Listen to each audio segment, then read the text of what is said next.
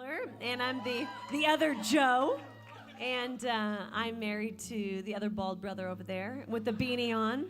He is the sexiest man alive. And he's 5 years younger than me. I did rob the cradle. Hey, don't judge. That's what you gotta do, okay? Listen, he keeps me young. But I help oversee just all of our discipleship, our growth track connect groups, and I also help lead in our marketing and our creative team and help try to keep just our team on track, and just excited for tonight. That's awesome. And my name is Carolina McDermott. I am married to the hottest, the sexiest. Here we go. He's not here tonight because he's taking care of our baby. Oh, there he is, David McDermott. I love you, babe. I love you. So we have planned a couple questions we're going to ask our pastors tonight. And the first question is, we women, we can talk to each other in codes, right? When you're texting somebody, we're always using these codes that I have to read. LOL, SMH, IDK, OMG, ILY. I mean, the list goes on and on. There's so many codes that we use. And we also use codes in our marriage. And we assume that our husbands are understanding what our codes are, but they're not. And so how can we in our marriage just, tell our husband, like when we're telling them, hey, I'm doing great, but inside we're not doing great, but we are, expecting them to know that, okay, we're not doing great, but I just say the word great. Yeah, fine.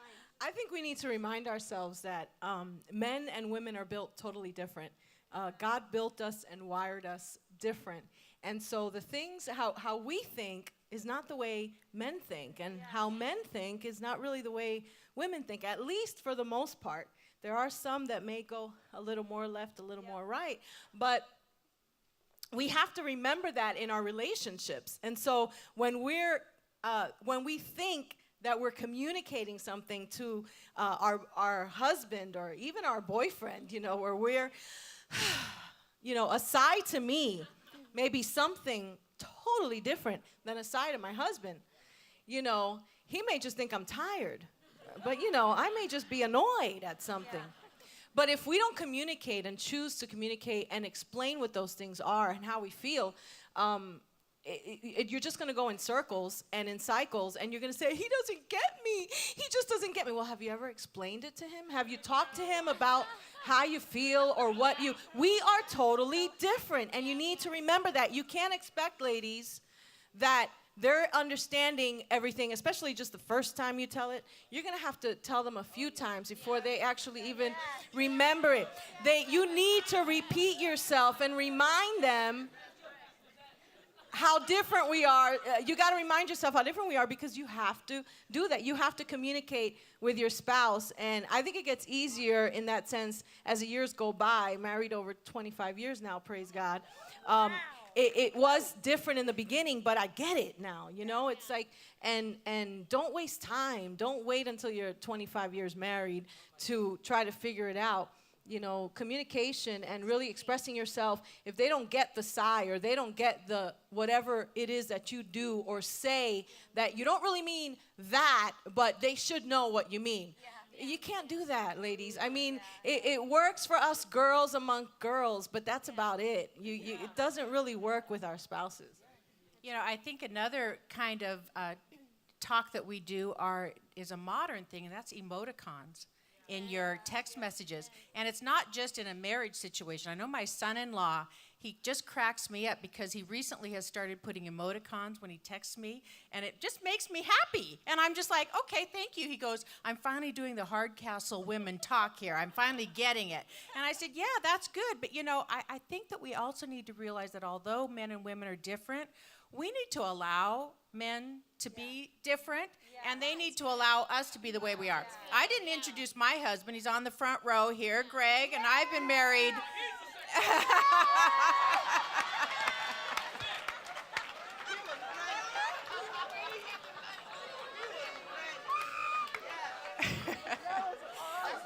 We're very different, he and I. I don't know if you just saw that. We're very different. And as I've been married now for 36 years, thank you very much.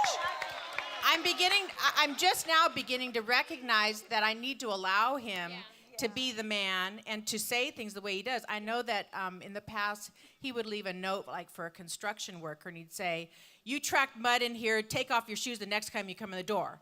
And I would see the note and say, "Can't you say like, would you please, the next time you come in the door, would you manage to take off your shoes for me?" And I mean, that's the way I talk, and that's the way I would send a message. That's not the way he talks. And he has been very successful in raising 2 boys that are just wonderful young men. And that's because we've allowed men to be men and women to be women. So That's really good, yeah. Yeah, I believe that communication is the key. And I've been married for 6 years, and sometimes David looks at me and he's like, "How are you doing?" I'm like, "I'm great." And he's like, "No, you're not." But he didn't know that 6 years ago. But now he knows that when I say I'm great, it doesn't mean I'm great. So he goes on and asks me a bunch of questions. He's like, "Okay, what's really going on?" And so that's really good. And I'm from Brazil, and he is the whitest gringo you can ever meet. I mean, he belongs in Trinity now, but 10 years ago when he got here from Seattle, he was not the same person. But I brought to our marriage the sazon, and he brought the pots. Yes, I am the spice in our marriage, and he's just like the pot. And so that's good, right? And so, but we come from a different culture, and that could be a problem in our marriage if you're not communicating the right way. And I come from a background that my parents are Christians. They've been married for 30 years now, and his parents are divorced. So it's totally different. And that can really influence your marriage if you're not careful. You can live by what happened to your parents if they are divorced or if they're married. And so you have to be very careful in choosing what you want to bring in your marriage, the positive or the negative. And so can you guys just share a little bit of, if you are coming from a different background, how has that affected your marriage or your relationship? Yeah, I can answer. I love this panel because, all day the title of the message that we've been sharing with every service prior to the 5:30 is What a Woman Wants. And so when we had kind of a vision to do this panel, we really wanted to share the heartbeat of women and men in all stages, because I really believe that it doesn't matter if you're single, if you're engaged, or you're married, or maybe even widowed in this room. I really believe that each of us can learn from each other. No matter what stage of life you're in, you can really learn from your circumstances. So I really hope that you have your notepads out, because you've given some great information so far. But I grew up in a divorced home. I kind of shared a little bit at the 11:30 service, and my parents divorced really young. I was only in 5th grade, so I was 11 years old. And every couple in my immediate family, besides my brother that just got married a couple years, and Joe and I, have their marriage has ended in divorce. My dad is been married now 4 times. My mom 3. And so lots of just dysfunction. And growing up, I didn't understand what a healthy, committed, loyal relationship looked like as far as marriage. And mind you, I didn't grow up in the church at all either, so I didn't have Jesus. I got saved in high school. So when I came into my relationship with Joe, even when we were dating, because I had this very independent mindset, I was like Miss Independent, hear me roar, because I took care of myself. I was making my own lunches at 13. I was doing my own laundry. Many of you maybe in the room, the same situation, and you grew up that way too, but I really had to take care of myself. I always had a job to pay the bills, to help my family pay the bills. I had 2 jobs, had a car payment at a young age. I needed a car. So I was just very much fend for yourself, because my family didn't really create that commitment and bond that I really desired in a family union. So when I met Joe, I was just he would try so hard to like come and be that caretaker and show me love and unconditional love that I really did want. But I was like, I got my game going on.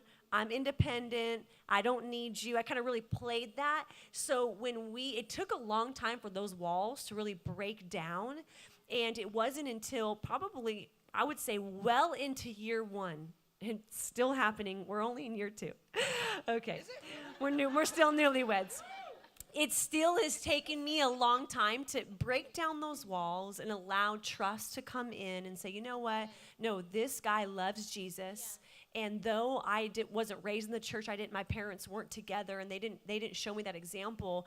Joe is being that example to me right now. So we're creating that legacy together, and it's taking a long time. And I really do believe it's going to take me a long time to really get to a place I want to be at, but I think that's just the journey of spiritual formation.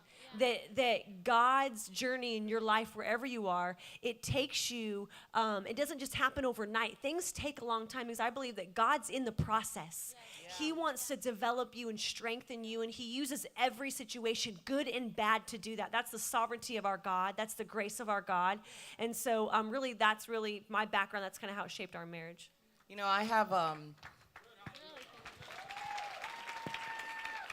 I can relate to what you're saying because I too grew up in a very similar background where my parents were divorced. They didn't always start, I grew up until 15 years old where, it was a seemingly happy marriage. My mom was really good at sheltering us and didn't really let us in on what was going on. They never argued in the house. It was never that kind of home.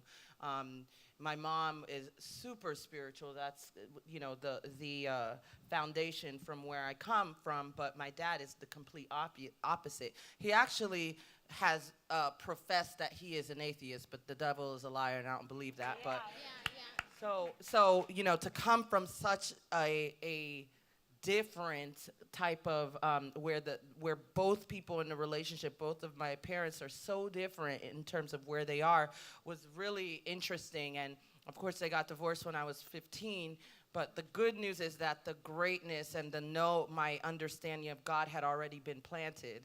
My mom did that work of sowing that seed as a young girl, so I knew of God. I already had a relationship, so thank God for that. But what I did, that's kind of where I came from. But Terrence and I have been married. He told me 9 years, and I just don't believe him. But I just don't think we're that old. But maybe we are. You owe me a 10-year wedding. Y'all invited. But so it's.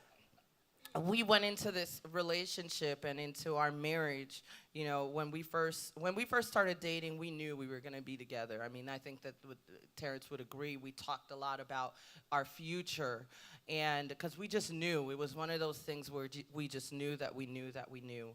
And we talked a lot about our background and, Terrence's background and mine, and we made it a point in our relationship that we were not going to follow the example that was given to us. We made up our mind that we were going to write our own future, and we were going to follow the path that God had for us. And what I want to say to you guys is that you don't have to follow the examples that you were given. You can follow what God's vision is for your life and your vision, not just in relationships, because there's a lot of people here that probably are not in relationships and you're in different places in your life. But the reality is that when you are connected to God, all things come to fruition. All things come and come together, and you're given everything that you need to do whatever it is that you need to do. So for us, it was about having in that particular situation, we didn't have that background, that foundation.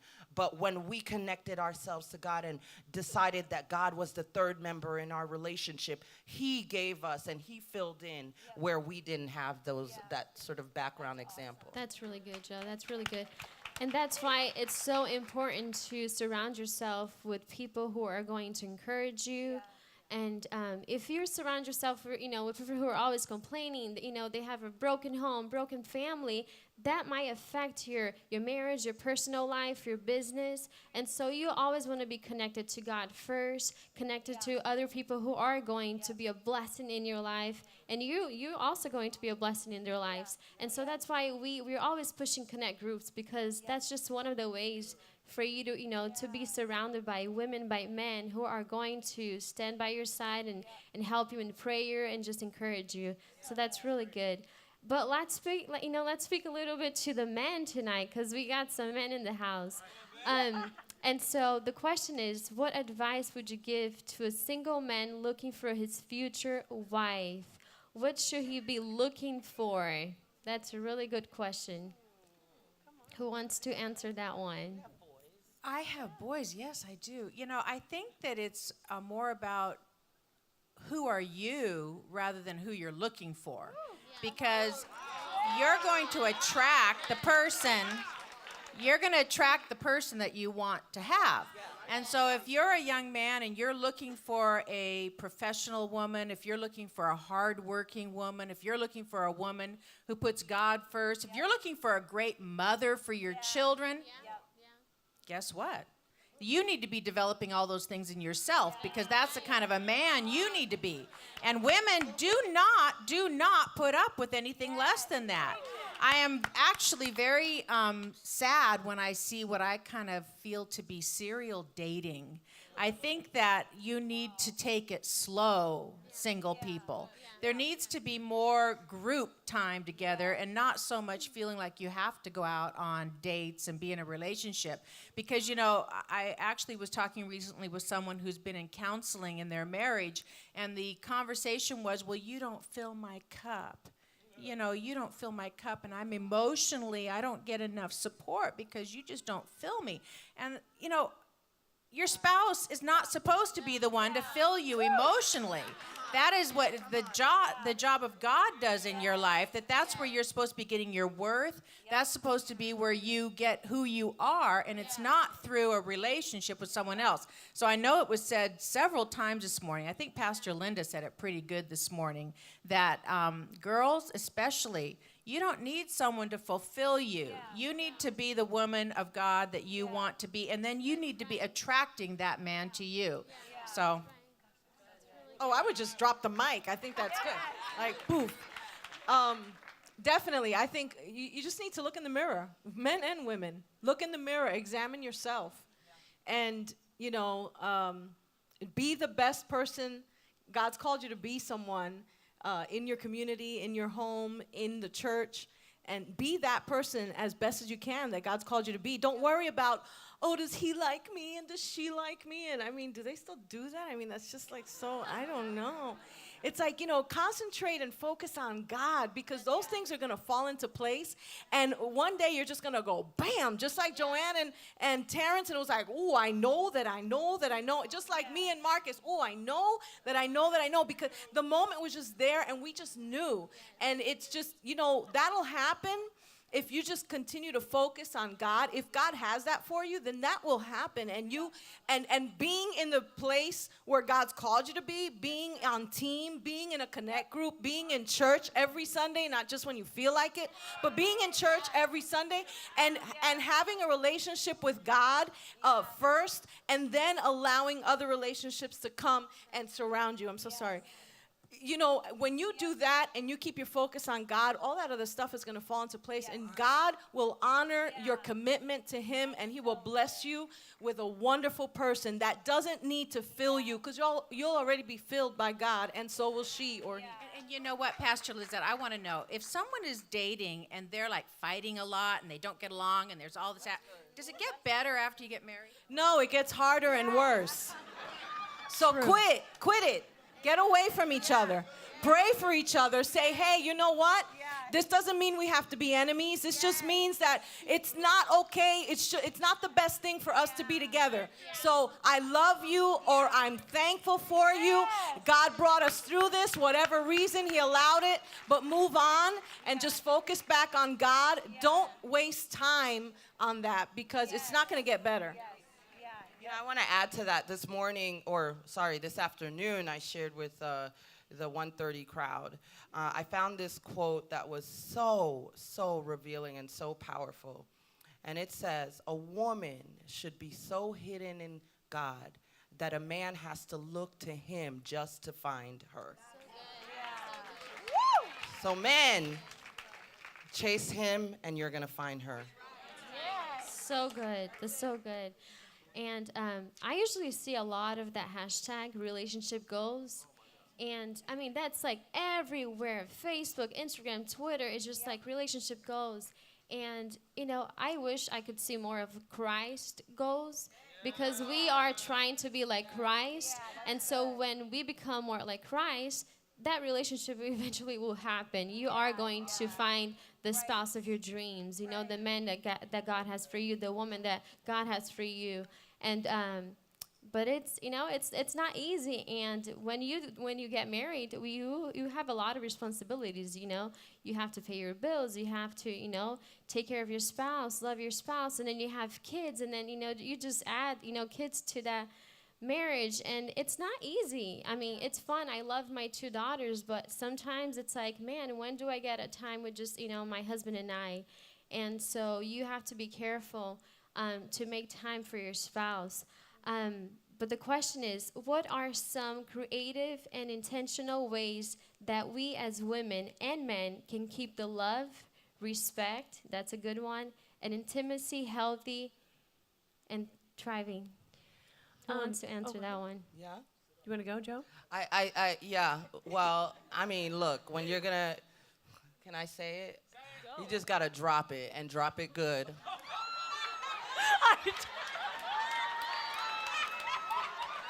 Yes. We need you to decode that language, please, for the rest of us in the room.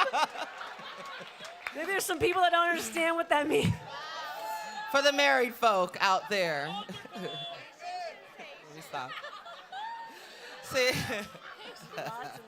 did I? My bad. I told y'all don't give me the mic. But no, for real, we live. Is this live streaming? We live. Okay.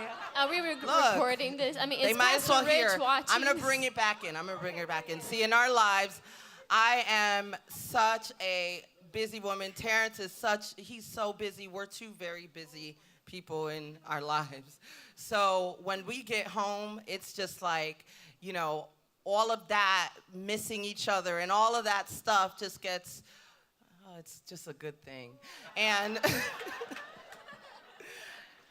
and we just have to be creative. What we really do have to be creative in, how do we shield Vava? How do we shield our child? What ways can we send her away to her grandparents or to Carolina and David's house? That's where the creativity in our relationship comes in. Oh. Because when we have such separate and so much going on in our lives, I guess my point is that make the time that we have together count. And That's drop great. it. Now we know why T leaves every day right at 5 p.m. I'm sorry, T, I had to. I'm so sorry. We're family. I got you. How do you transition that? Wow. Creativity, huh? They are creative Okay, people. no, they honestly. are very creative. That's I good. mean, No, you should write a seriously, book it's true. about those creative ideas. Yes. Just putting out there. Well, I actually have I actually do have another creative idea. A little bit different creative idea, but nonetheless, it's creative. Something that Joe has been into the past year has been into personality tests, knowing who you are, and just being really self-aware. And so what we've done a couple times lately is there's this, it's kind of funny, but there's this website called 16personalities.com. I actually had some of my interns take it when they first came in. And it's 16personalities.com. And really what it is they say that there are 16 personality types that you can really fall into. So each of us fall into some of these categories. And so what we did one night is we got a red box, and we took the test, each of us, and we took it when we first got married. So it'd been a while since we had taken it. And we sat and shared together about your strengths and your weaknesses and who you were. And it talks about how you operate in the workplace. It tells you how you operate in relationship. And it actually was really fun. And we just sat there and, because we work together, but let me tell you, even though we work together, it's a lot of quantity time, so a lot of time together, but not a lot of quality time. Those are two words that I use a lot. I'm like, babe, we've had a lot of quantity time together, but it's not quality. So I need quality time. I need to have a connection. I need to sit down with him. I need to share with him what's on my heart. I need him to talk to me about what's going on in his life, even though I see him all day. We're a one-car family, hey. So we drive to work together. We work together. We drive home together, and that might sound really glamorous and amazing, but you can get really stuck in a routine. Big routine. You're just going through the motions. You're not connecting, and all of a sudden, it's been weeks gone by, and we haven't really had a real conversation that wasn't about work. And so these personality tests are so much fun because we saw that his changed over the past year. Mine didn't change. I'm constant. But his... no. But his changed, and it was just really fun to lay there on the couch. We had a red box, made popcorn, had food, and we're just sitting talking, and just got to talk about kind of like the foo-foo girly stuff. But he loved it too because it was all about self-awareness. So write down 16personalities.com. That's a really fun, creative thing to do with your spouse, or even friendship, or even someone you're dating. That's good. That's very good. We were having a great time up here, and I just want to address some of you that maybe you're going through a hardship in your marriage or in your relationship. Not everyone is in the same place at the same time. Everyone has a different season that you're going through in life, and I want to encourage you, if you've been married a long time and you're like, it's just not there anymore. It's just, I want to remind you that anything that grows, anything that's healthy grows. Yeah. And you need to feed the love that you have for your spouse. And how do you feed that? You do things, if you have to think back to when you first got married, and what were the things that you did that made you guys excited to be together, to talk about things? What did you talk about? What really interests, what interests do you have? And because sometimes those things fade away and you don't realize because you get so caught up in the busyness. And you do pass weeks and weeks pass, and you haven't really sat down and had a conversation with your spouse, and then you look back and you're like, how did this happen? Where did it all go? We weren't here, years ago, and now all of a sudden here we are. What do we do? Get into a marriage connect group. Go to Laugh Your Way to a Better Marriage. Go to that website that Hollie mentioned. You need to feed your relationship for it to grow. If you just leave it alone and keep going on a mundane, everyday routine, it's not going to change. Nothing's going to change. And don't wait for your spouse to do something. You start. You pray for your spouse. You come up with something to do or something to talk about. You text your spouse while they're at work and say, I love you, I miss you. Those little things, whatever it is that will catch him or catch her. I'm speaking to both husbands and wives. Do the things that you can do to feed a little bit here and there. Listen, guys, you don't have to buy a dozen roses for your wife every weekend. That gets expensive. Buy one. Let me tell you, ka-ching, ka-ching, you get the same points whether you buy one or you buy 100. Let me tell you. So every little thing will add up. You got to deposit into your relationship. You can't keep withdrawing and expecting there to always be something there for you. You need to deposit to do that. That is good. My dad used to have a saying, and it was, things you appreciate tend to get better. Things you depreciate tend to get worse. And it's such a true thing that if you appreciate something, you have a tendency to just think better and better about it, and that thing becomes better because you're appreciating it. We haven't talked about love languages here, but when you were just talking about flowers and ka-ching, ka-ching, you know what? Flowers don't do it for me. I'm like, do not waste our money on flowers. I don't want them. I don't need them. But see, for him, that flowers are important. He likes flowers. I don't. I mean, I like flowers, but I don't want to spend money on them, okay? So we all have different ways to say, I love you. For me, it would be acts of service. Doing something for me, coming home and doing the dishes, putting the dishes in the dishwasher, those kinds of things. So we have to really be aware that it's not that everybody has to do things the same way to get points in your marriage. So in order to keep things exciting, you need to think about how your wife or your husband, what would they appreciate rather than what you want. And we have a tendency to always love the way we love instead of looking at the other person and how they would like to receive it. So I have another thought. I have a more spiritual thought than my first thought, but shut up, Darnell. I can't. But again, I shared in 130 about my journey with this whole Goldman Sachs program thing and how God, so for those of you who don't know, we have a business and I've been accepted into this Goldman Sachs program that's designed to help you figure out how to grow your company exponentially, right? And so what's happening in that course is that, I shared with the group that the first couple of sessions, I was sitting there like completely feeling unqualified and like I found myself asking, myself, what am I doing here? Because I was looking around thinking, wow, everybody seems more qualified than I am. Everybody else seems to have it more together. They seem to be more successful in everything. And so, I got so overwhelmed that I just had to leave and just in the hallway and really just let my emotions go. So as I'm crying and sobbing in the hallway, I felt God just really speak to me in a way that strengthened me, and I walked back into the class, and I kept working and pushing through it. So I'm still in the middle of that. And so if I didn't go back into there, if I didn't go back and face and realize that, yes, I was qualified with God to do what he's put me in position. Those people didn't put me in position. God put me in that position, right? And so if I didn't know that, if I didn't get to the point where I had that revelation, I would have never been able to have this amazing vision that God has revealed to me in these classes. And what's happened? I've brought that home. Me and Terrence are discussing it. And you know what's happening?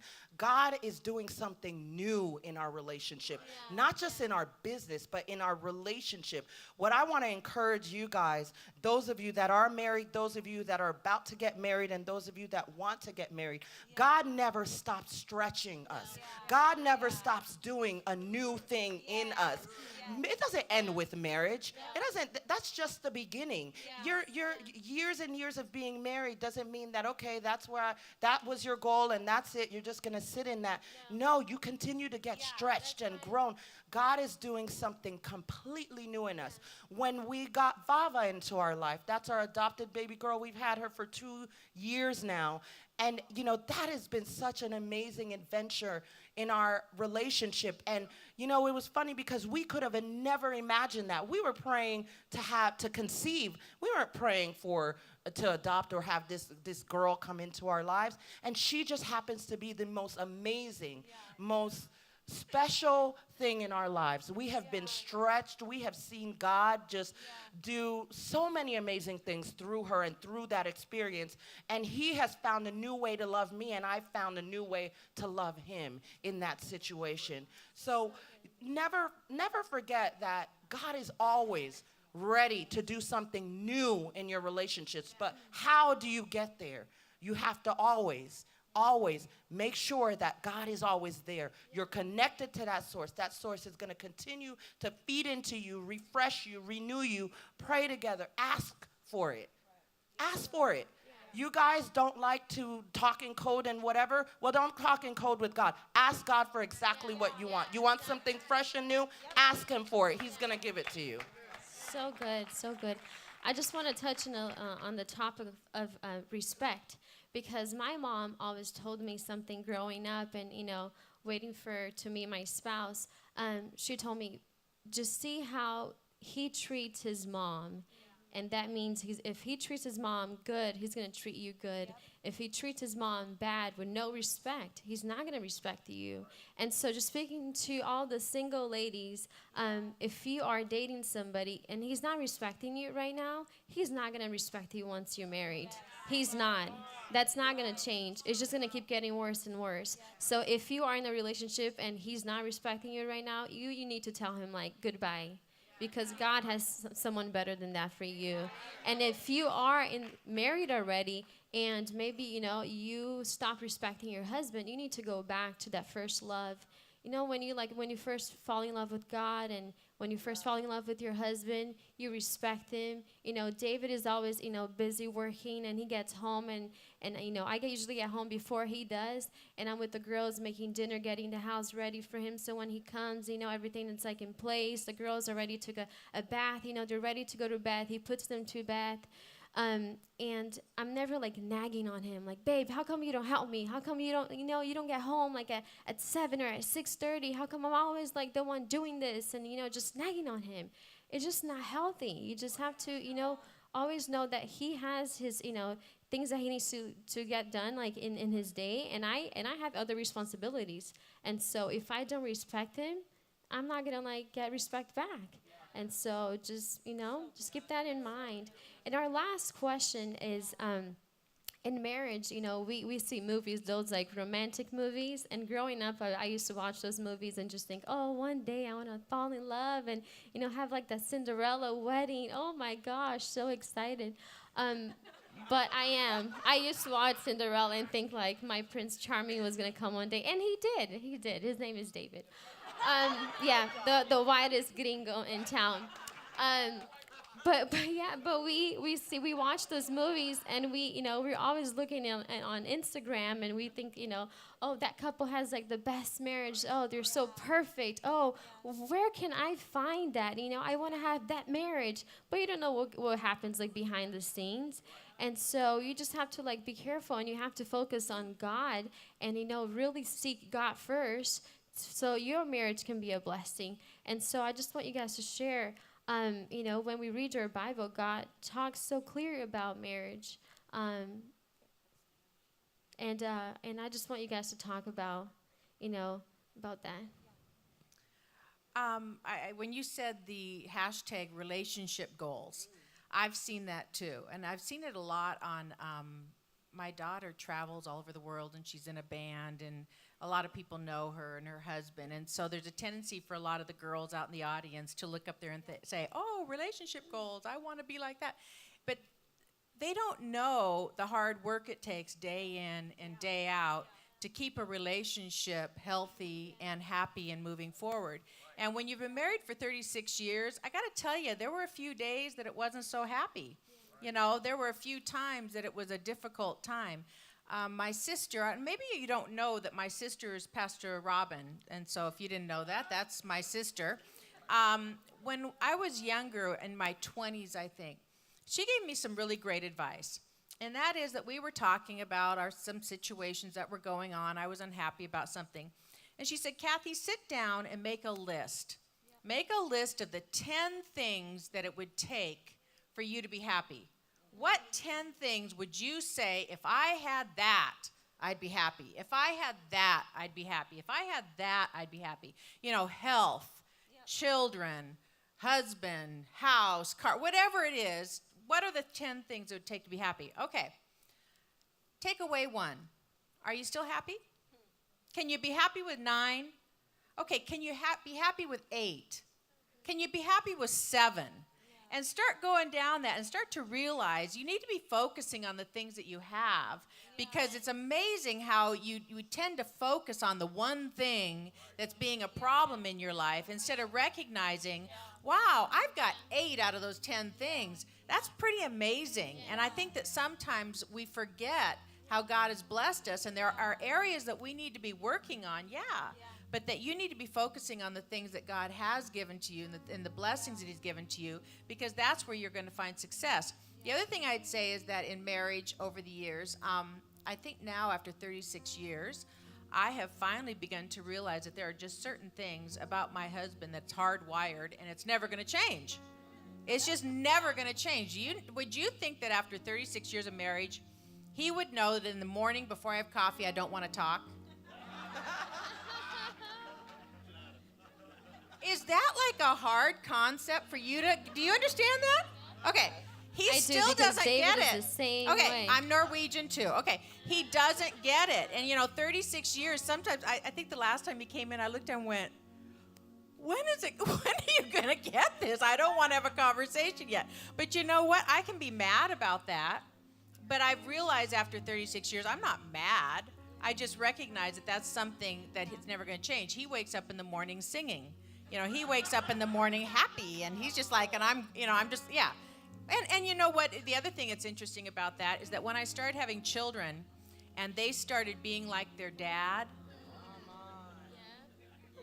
is that shocking or what? Because all of a sudden the things that you find to be so annoying in your spouse, your children are doing, and you find it to be so cute. Aren't they darling? Look at them. Chelsea would wake up in the morning singing, and she'd never stop. And I thought that was so awesome. And here I was annoyed at him, So it's amazing how things can change in your mind over the years. You just need to let things go, girls and men. They're just things that just are not things that are worth spending time on.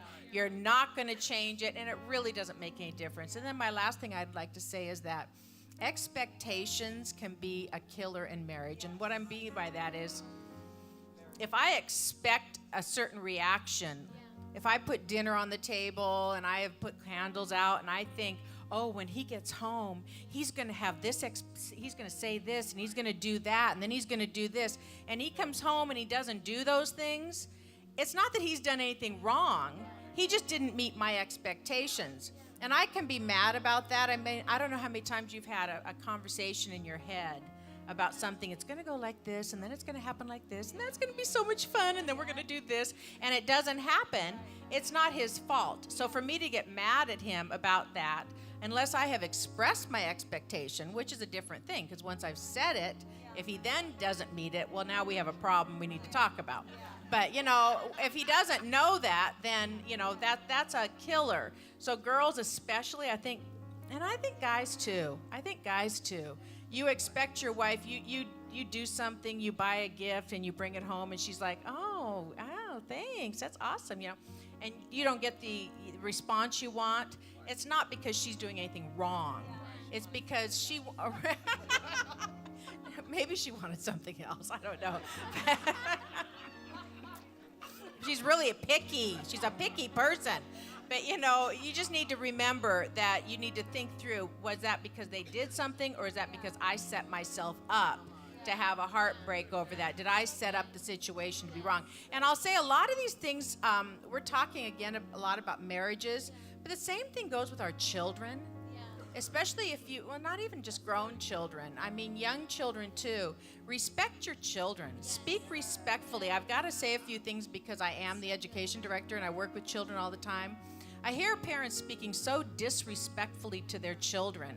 And you need to speak kind words to your children because they're hearing how you speak to your spouse or their father or their mother. If you're not married to your child's parent, when you're criticizing your child's parent, you're criticizing 50% of your child. Pastor and your Kathie, child is hearing you. Thing. Pastor Johanne was sharing, today, and she's just talking about like how beautiful Vava is. And I'm watching online with my daughter Annalie, and she gets in the car and we're coming to church for our 5:30 p.m. service, and she goes, "I'm beautiful like Vava," and I am. Yeah, you are beautiful like Vava. Yeah. And she goes, "Who told Vava she's beautiful?" And I said, "Her mommy did and her daddy." "Well, mommy, you and daddy tell me I'm beautiful too, so I'm beautiful like Vava." And so that's very important to talk to your children with respect and just encourage them all the time. And your children are hearing how you speak to their parent, their other parent, whether you're together or not. They hear how you talk about that person. So be careful when you're criticizing your spouse, when you're criticizing your child's parent, because that comes back. It's a really, really serious thing because it can really damage a child. Amazing. Come on, did you enjoy this panel? Can we give it up for Pastor Lisette, Pastor Kathie, Pastor Johanne, and Carolina? Come on, we can do a little better than that. I think what they shared tonight was amazing. Thank you so much. That was so powerful. You know, you can stay standing. Everybody can stay standing. We're going to close up here in just a moment, but you know, I love hearing all of our different backgrounds, and we all have been married for different lengths of time, and we do recognize that in a city like this, in an environment like this, each of you come from different backgrounds, different cultures, and maybe you saw marriage displayed a certain way. Maybe you're here tonight and you come from a broken home like myself. Parents divorced, marriage was never modeled for you, and you hope to be married someday, but you know, if you ask yourself, you're like, you know, I'm not really sure how to do this thing called marriage. Or maybe you're in this room tonight and you are married, and maybe you're newly married or you've been married for 25 years, but maybe there's been some things and some circumstances that have been in your life that have maybe caused some pressure to build up in your marriage, causing some lack of intimacy, lack of friendship, lack of true love and commitment. In everything that we shared tonight, there's always this underlining theme. It's Jesus. In order to have a healthy relationship with anybody, but specifically marriage, it's all centered around Jesus. Without Jesus, when the floods come, the foundations shake, and you'll be wiped away. But when you have Jesus at the center of your life, at the center of your marriage, I'm telling you, come hell or high water, if Jesus is the center, nothing can tear down that marriage, nothing can tear down that relationship, because we serve a God of the impossible that wants to bring healing and restoration to your life. And so I'm actually going to ask some pastors to come up front really quickly here, and we're going to just spend a couple minutes in prayer with you. And they're going to line up here to the front of the stage. If you're a pastor and you're a leader in this room, you're going to line up here. And tonight, this is my question for you. If you're single in this room and you just want to pray for your future marriage, come to the front and find a pastor. And they're going to spread out. Let's spread out a little bit more. Maybe that you're in this room tonight and you're saying, you know what, I'm married and we need some encouragement. I want you to pray for our marriage. I want you to make your way down here. And we're going to believe together as a community of believers that love Jesus. We're going to believe that we do serve the God of the impossible. No matter what impossible situation you're facing tonight, I truly believe that God is going to restore. He's going to bring back together, and He's going to bring restoration to what He intended for your life. So as the band begins to play and they begin to worship over you, I want you to line the aisles. I want you to come down, find a pastor. They're going to begin to pray with you. I'm going to pray right now, and then we're going to worship together. Heavenly Father, I pray as people come forward, God, I ask, God, that whatever situation they're asking for prayer right now, God, I really believe, God, that you are the God of the impossible. And God, right now, we're going to see marriages restored. God, we're going to see relationships, God, brought back together by